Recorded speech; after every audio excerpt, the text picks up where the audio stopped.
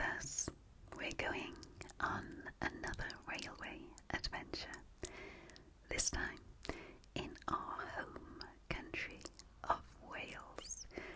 We are going to do the Cambrian Line and starting in Shrewsbury. This is the start of the Cambrian Line, but for us it's a start looking at wine.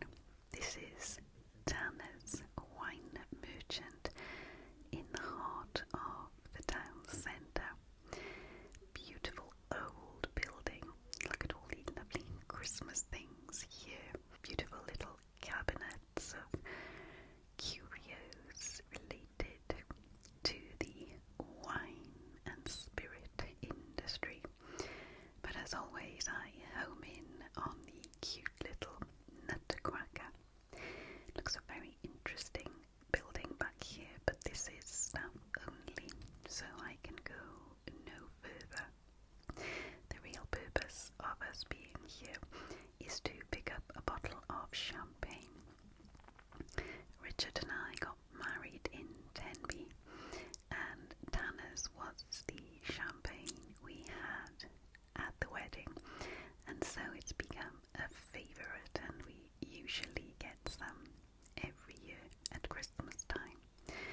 This is Shrewsbury railway station. It's very grand looking, and it's not long before we are on the Transport for Wales train, which is going to take us all the way to Pwllheli. We had a little sample of wine on the train, already drunk it here. We also had a little picnic of cold meats. But as you can see, we are in November, but we're lucky the weather is pretty good. Later in the journey, a slice of Richard's mother's lemon drizzle cake, which went down very nicely indeed. I just think it's so gorgeous to sit on trains. Got my Kindle, but to be honest, the views outside the window were so beautiful. I really didn't get much chance to read. Now we're on the Cambrian coast part of the journey, going up the North Wales coast and looking at an estuary. Go through some really beautiful looking towns like Llandyfi. The sun is setting, it's getting late in the afternoon, so the view's slipping away, but you can see how close the train goes to the estuary and later the sea. It really is a beautiful train journey indeed, making the most before the sun slips down over the horizon. This is the part of the line that you really feel you're looking down a cliff into the sea. It really is hypnotizing and really makes the most of the late afternoon sun. The train goes all the way around the coast here, and you can see in the distance that is where we will end up in Pwllheli at the end of today. But it's just a fascinating view of these, I don't know, are they called salt marshes? We are lucky the train isn't too busy, and we've got a lovely seat with a table. We are able to charge our phones, and very comfortable.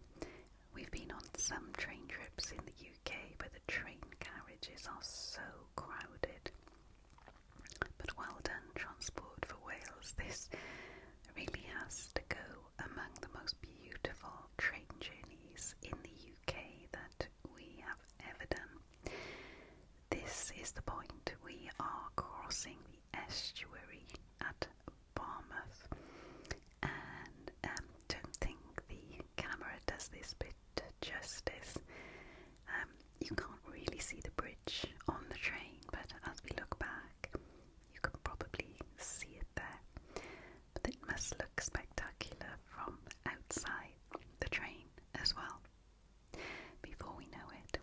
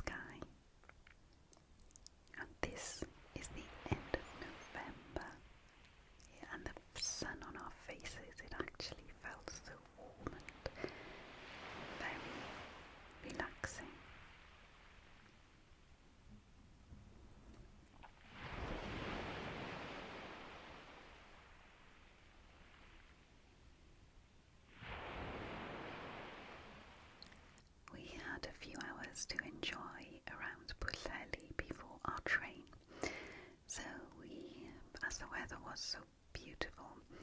We ambled around the coast of Pwllheli, had a look around the town. It is a very small town, and as it's out of season, it was very quiet. Called in the local Wetherspoons for breakfast, and it was a really nicely done Wetherspoons, and always good value for a breakfast. Still an hour to go, but we walked alongside the road that leads to the marina, sat in this shelter, and it was unbelievably lovely to have the sun on our faces. But the train arrived, and here we are going back down the same coast we came up last night, but now we can enjoy the view by day and an incredible blue sky, which makes the sea so gorgeous looking. And it's a shame that the windows on the train were a little muddy, as to be expected, so the camera sometimes picks up that, not the stunning view, but I think you can get an impression of how beautiful the view outside the carriage was. You can see the mountains of Erie in the distance, and just a beautiful contrast with the mountains and the sea on the other side of the train. And we are approaching Barmouth again at this point, but I don't think we'll have any better view going over that beautiful bridge than we did last night. But this is the point we are crossing. Incredible engineering from the railways. To think all those years ago they were able to construct a railway over an estuary. We've already spotted a few places we want to come back to in our camper van. Those include Llandudno, we mentioned yesterday, but also Criccieth, Harlech and Barmouth. Got some gorgeous castles in this area, as well as this stunning coastline. Honestly, if you get the chance to visit Wales, I hope you do, and you're in this area, this railway really is beautiful. We stopped off at a beautiful market town of Machynlleth for a changeover of the train. I didn't film anything of Machynlleth, but it is a very, very lovely, quirky town. Here we are at Aberystwyth. The weather is still gorgeous. It's late afternoon, and we head down the promenade because our guest house for the night is again facing the sea. It's one of these villa houses. We really are feeling blessed after having such a stunning journey on the train, and to arrive in this stunning seaside town in the sun still. This is our room in the guest house. It really is very, very clean and gorgeously, comfortably appointed. Love the old features like the plaster mouldings on the ceiling. Just look at this view. What a perfect position to take our places. Look out at all the activity on the road below and watch the sun going down. We really did time this perfectly. I'm just going to show you the room and all the features. So the usual tea and coffee, and there is a coffee machine in this one as well.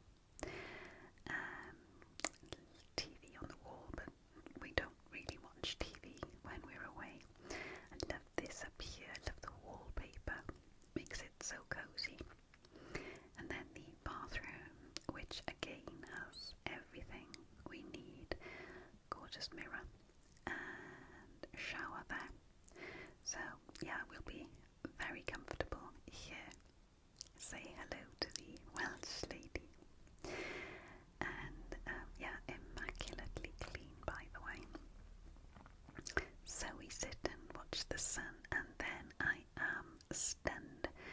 Right in front of us is a murmeration. I've switched to the mobile phone footage because it seemed to turn out better on that, but I've never seen one as big or dramatic as this. A group of thousands of starlings. I mean, it was like a drone light show. It was incredible, and it was just the icing on the cake of what a wonderful day. It was a wonderful display that nature put on for us.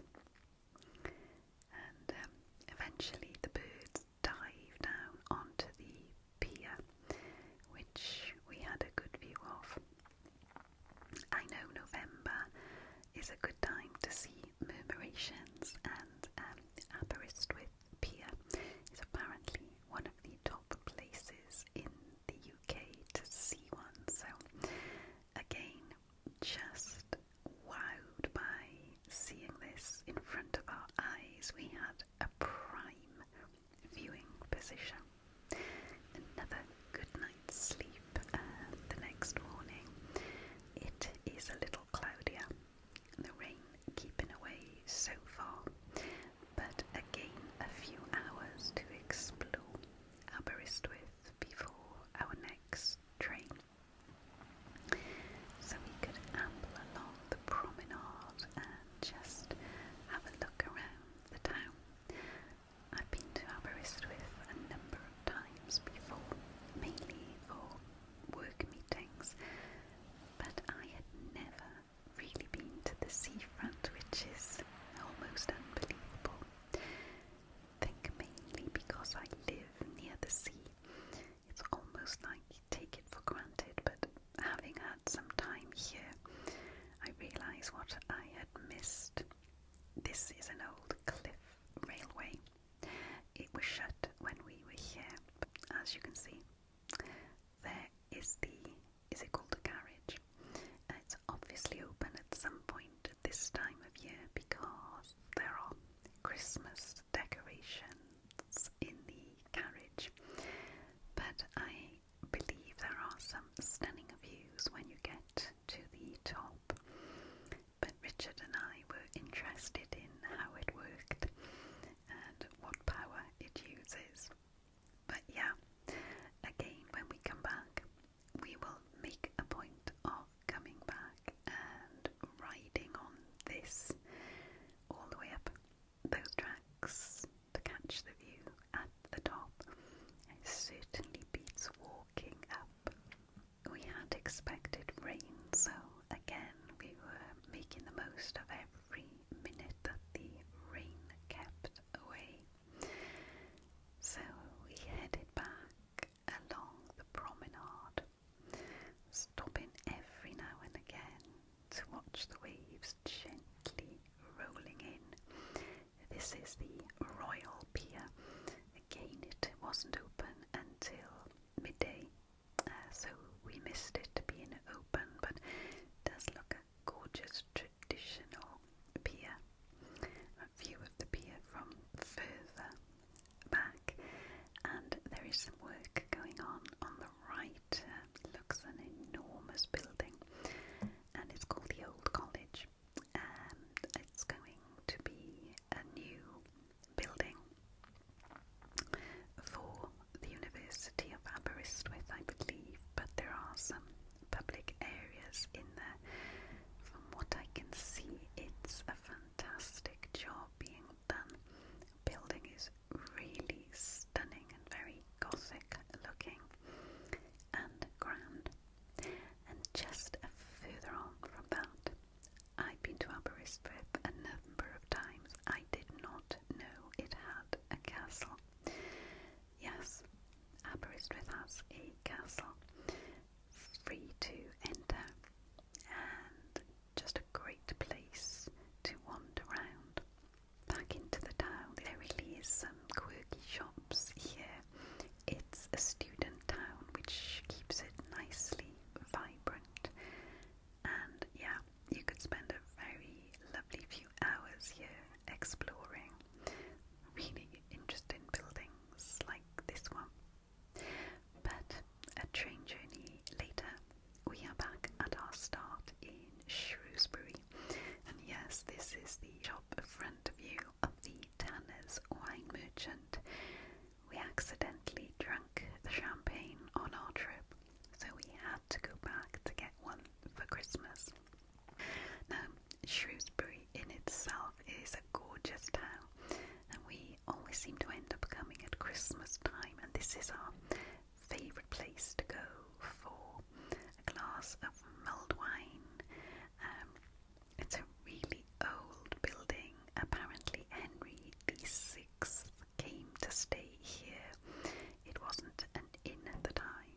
was a building.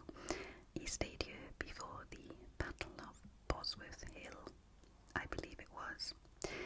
But it's got a very old atmosphere, and when we came out it was dark and the shops were mostly closed, but it was a wonderful opportunity to look in the windows. The windows are done out so nicely. This is the Lion Hotel, and a very big building. View down the High Street, or the Wild Cop as it's called. Some very unusual place names and street names around Shrewsbury, but the shops really are beautiful, and they really make an effort to make attractive displays in the window. It's almost like walking back in time and looking in shop windows as they would have looked 100 years or more ago. This one's a deli. It's got some really stunning chocolates and advent calendars and most delicious treats for Christmas in the window. Probably just as well it wasn't open. I could have spent quite a lot of money in there. I'm starting to feel very Christmassy after a few days here, and just wandering around streets with Christmas decorations and just getting away from day-to-day life. It feels wonderful. Shrewsbury has some very old passages and winding streets. You never know what you're going to find down one. In the event of this one, there was a sushi place with a very interesting menu display in this window. It looked pretty popular, so I'm sure it must be beautiful food in here. And then a really lovely toy shop, very traditional toy shop. It's called the Toy Box, and I felt a bit like the film The Christmas Carol, looking in here. Half expected to see Scrooge buying something for Tiny Tim. If ever there was a Christmassy town, I think Shrewsbury is it. I know it's popular for Christmas shopping, and I can see why. The buildings are very old, some of them half timbered, and many historical and listed buildings. This is the Market Hall, and obviously it's late at night. Well, 7 o'clock, looking at the clock, not that late, but not much happening in here now, but I think you can appreciate how beautiful and historic the town centre is. I find it so lovely to explore towns when the shops are closed. Much fewer people around. It's midweek, so you really can just stop and stare, and people aren't bumping into you all the time. You can just appreciate the architecture. This is the Shrewdolf. It's been here a number of years, and Richard and I usually have a photograph taken under that. Then we get back to the rooms we're staying in.